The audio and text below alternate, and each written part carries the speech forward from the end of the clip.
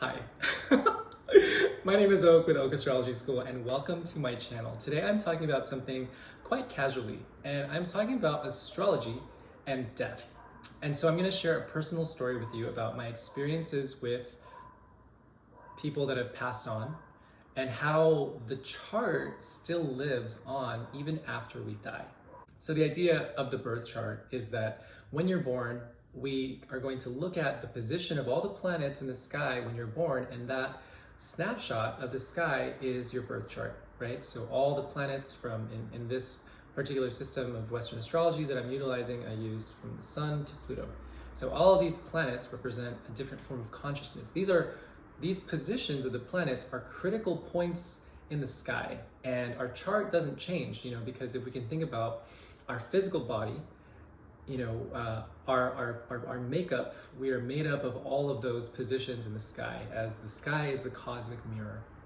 And so what is really interesting is that in order to do prediction in astrology, in order to understand when something's happening for someone, when they're going to go through a major change, when they're going to experience, particular difficulties or even growth and expansion, we are going to be thinking about how the moving sky is going to affect those particular critical points in our natal chart. And that's how astrology works when we're thinking about this idea of transits. And so one of my best friends died when I was having my Saturn return. And so we were having our Saturn return and he passed away.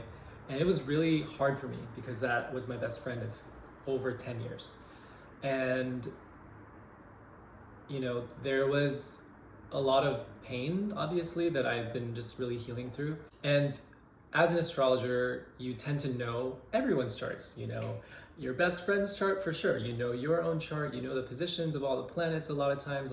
When you've looked at someone's chart over and over and over, you're going to get really good at just memorizing some of those placements, right?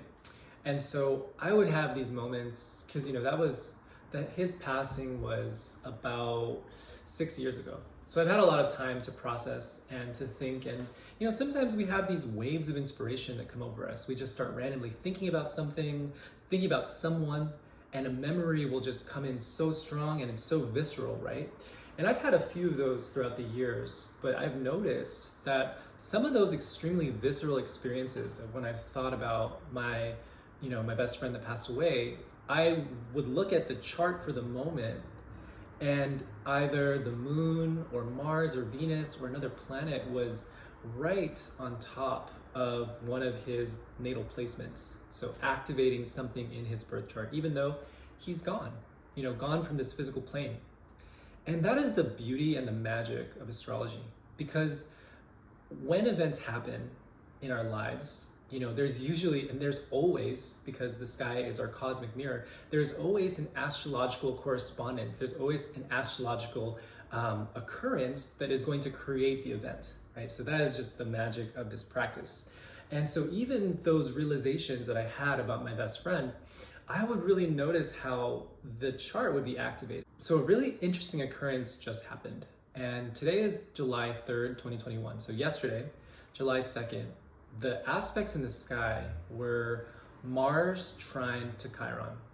I was chatting with a friend on the phone that's a psychic medium, and he suddenly was like, who is this person that has come into my space? And it turns out that it was my best friend that passed away. And I had never been in contact with him really since he passed. And I was really wondering, I was like, why have you not visited me? It really hurt my heart because I just didn't feel his pulse. And the psychic medium confirmed so many things about him that I knew it was him for sure. And he was talking a lot about how even as he has crossed over, he has done so much healing on the other side. And there was just a lot of tears that were shed and all this stuff. And it was really powerful for me because a Mars trine to Chiron aspect is definitely an aspect where there's potential to heal.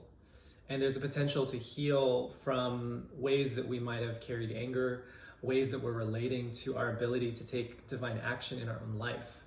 And I think a big part of me and my friend's relationship was about his anger and his relationship to being able to take initiative on his own life. And so it's really powerful because when I overlaid the placements of Mars trine Chiron over my friend's chart, my friend that passed away, there was a grand fire trine that was created between Chiron, Mars in the sky, and also his moon in Sagittarius. And so once again, it was that he visited me as the aspects in the sky were activating his natal chart. And now I'm just talking about it on YouTube. But I just wanted to share that. And it's just a reminder that those instances when we just really remember someone, we can feel them, we can almost smell them, right? We have these very, very vivid memories of them that come up. It's like there's a lot of times the moon might just kind of sweep on by and activate their sun or their Venus, and we'll just have that memory. And the thing is that our best friends, the people that we love, they have very specific astrological contacts to us.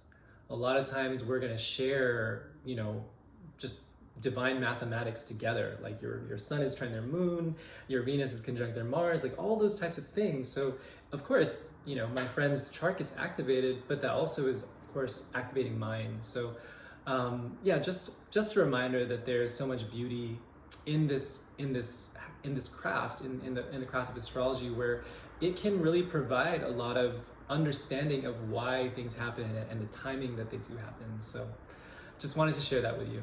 In my transits and predictive astrology course as well, I did a few studies on people that have passed on and their inventions, and how those inventions, or the dates of those inventions, or even how the natal chart of that person will be activated when there is a new iteration of that invention. And so one of the examples that I use is that Leo Bakelite, the person who established one of the first major kind of plastic companies in the world, so changing the way that we relate to life, because plastic was such a powerful invention in our modern day society. So he created the first hard plastic that was just really widespread and utilized. And there was a major occurrence in relationship to his birth chart when the invention of the plastic bag happened as well. So the inventor of plastic, and then there was major astrological correspondences to his natal chart when the plastic bag was created. So I'm not really sure if you're getting what I'm saying, but it's just really powerful to think about our life as an energetic imprint, as the birth chart, as an energetic imprint, as an energetic entity, and we're the physical expression of that still continues as we, as time goes, as time is cyclical, it does not stop. So, it is definitely that idea that sometimes the things that we create in this world, whether it is an invention, as I was using as an example before, or even just our legacy, those things can live on, and we will have those moments of a nod, of recognition, or even just a new iteration of that can kind of happen when a planet is going to aspect those parts of our chart, even when we pass on. So it's just a really beautiful expression that time is something that is really fascinating, and those laws of time still continue even after we die.